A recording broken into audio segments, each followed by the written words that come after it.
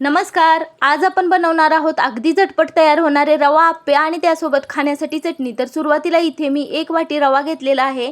1 वाटी रव्यासाठी इथे आपण अर्धा वाटी इतके दही घेतलेले आहे. त्याच वाटीने आपण अर्धा वाटी पाणी घालून हे मिश्रण मिक्स करून घेणार आहोत. इथे आपल्याला रवा भिजण्यासाठी आता आपण अर्धा वाटी पाणी आणि अर्धा वाटी दही घातलेले आहे. इथे आपण आवश्यकतेनुसार इथे पाणी वापरणार आहोत. हे मिश्रण जरा घट्ट झाल्यानंतर आपण 10 मिनिटासाठी रेस्ट करण्यासाठी ठेवूया. 10 मिनिटानंतर आपला रवा चांगला भिजलेला आहे आणि फुललेला देखील आहे. त्यानंतर आपण इथे आणखीन थोडे पाणी घालून हे मिश्रण पातळ करून घेणार आहोत. इथे आपल्याला इडलीच्या बॅटरप्रमाणे पीठ तयार करून घ्यायचे आहे. त्यामुळे पाण्याचा अंदाज घेतच थोडं थोडं पाणी घालून इथे एकसारखं मिश्रण करून घेणार आहोत. त्यानंतर यामध्ये आपण चवीनुसार हिरवी मिरचीचा ठेचा घालणार आहोत. इथे मी माझ्याजवळ वाटलेली मिरची आहे, त्यातील आवडीनुसार तिखट वापरणार आहोत. अशा प्रकारे मी इथे अर्धा चमचा हिरवी मिरची, लसूण आणि कोथिंबीर याचा ठेचा घातलेला आहे. त्यानंतर त्यामध्ये चवीनुसार मीठ घालणार आहे. थोडासा ओवा क्रश करून टाकणार आहोत आणि थोडासा जिरे देखील आपण इथे वापरणार आहोत. तुमच्याजवळ जिऱ्याची पूड असेल ती घातली तरी चालेल. मी इथे अख्खा जिरा थोडासा घासून असा टाकलेला आहे. अशा प्रकारे मिक्स करून इथे आपण थोडंसं आले खिसून टाकलेले आहे. आल्याचा फ्लेवर यामध्ये खूप छान लागतो, त्यामुळे आले आपण खिसून टाकायचे आहे. त्यानंतर भरपूर अशी कोथिंबीर टाकून हे मिश्रण एकसारखे करून घेणार आहोत. त्यानंतर आपण इथे 2 चिमट इतके खाण्याचा सोडा वापरणार आहोत. इथे आता लगेच आपण आप्पे तयार करण्यासाठी घेणार आहोत, तर इथे थोडासा सोडा घालून आपण एकसारखे फेटून घेऊयात. इथे आपण थोडेसे आप्याचे पीठ फेटून घेणार आहोत. यामुळे काय होते की आपल्या आप्याचं पीठ हलके होते आणि आपले आप्पे हे एकदम हलके फुलके चांगले फुसफुशीत असे तयार होतात. आणि मला इथे थोडंसं पीठ जरा घट्ट वाटत होतं, त्यामुळे मी इथे आणखीन थोडेसे पाणी घातलेले आहे. एकंदर इथं मी पूर्ण 1 अख्खी वाटी पाणी इथं लागलेलं आहे. त्यानंतर आप्पे पात्र गरम झाल्यानंतर यामध्ये आपण आपल्या आवडीनुसार तेल किंवा तूप घालायचे आहे. मी इथे तेल वापरलेले आहे. त्यानंतर साईडच्या आप्या पात्रात साईडहून सुरुवात करून अशा प्रकारे आपण शेवट सगळ्यात मध्ये आप्याचे बेटर घालून घेणार आहोत. प्रकारे सर्व आप्पे घालून झाल्यानंतर आपण इथे एक 10 सेकंदासाठी अवघे झाकण ठेवून घेणार आहोत.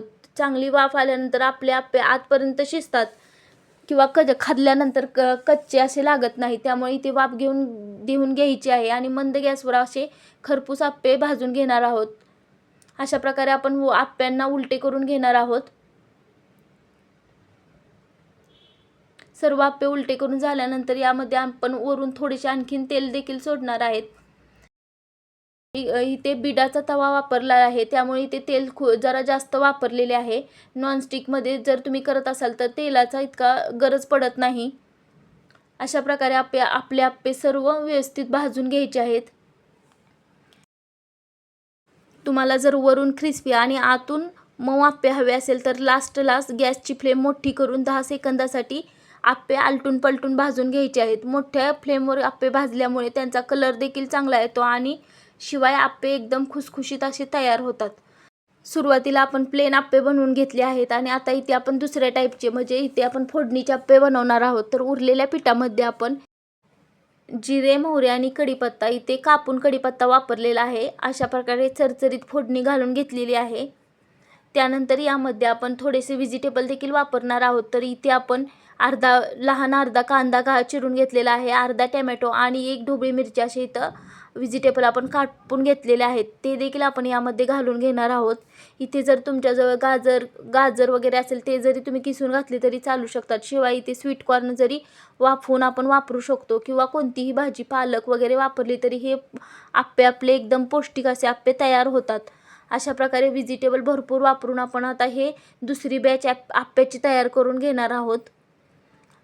हे मिश्रण मिक्स झाल्यानंतर आपल्याला जर इथे मिरची कमी वाटत असेल तर एखादी मिरची कापून जरी टाकली तरी चालू शकते. त्यानंतर आप्पे पात्रात आणखीन थोडंसं तेल घालून घेणार आहोत आणि हे तयार केलेले बॅटर देखील यामध्ये आपण घालून घेणार आहोत. आप्प्याचा तवा इथे आपला चांगला गरम झालेला असेल तर आपले आप्पे एकदम खरपूस असे भाजून तयार होतात. साईडवरून आप्प्याची सुरुवात करायची आणि सर्वात शेवट मधल्या ह्याच्यात घालून घ्यायचं आहे. त्यानंतर आपण इथे अगदी 2 मिनिटासाठी झाकण घालून घेणार आहोत. झाकण घातल्यामुळे आपले आप्पे आतपर्यंत चांगले वाफवून निघतात. अशा प्रकारे वाफ तयार झाल्यानंतर आपण हे आप्पे पलटवून घेऊयात. अशा प्रकारे आपले आप्पे एकदम खरपूस भाजून तयार होत आहेत.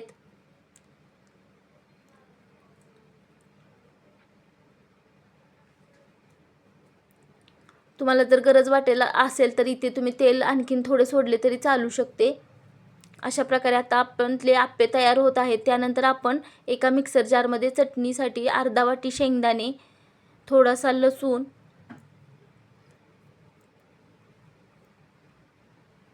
थोडासा आलेचा तुकडा खिसून टाकणार आहोत. त्यानंतर यामध्ये एक थोडीशी धुवून स्वच्छ घेतलेली हिरवी मिरची, पुदिने आणि भरपूर अशी कोथिंबीर घालून त्यानंतर यामध्ये थोडासा कढीपत्ता देखील आपण वापरलेला आहे. चवीनुसार मीठ, साखर, थोडासा कढीपत्ता, चवीनुसार साखर, इथे 2 चमचे दही वापरणार आहोत. त्यानंतर आपल्याला थोडंसं पाणी घालून हे मिक्सर एकदम फाईन पेस्ट तयार करून घेणार आहोत.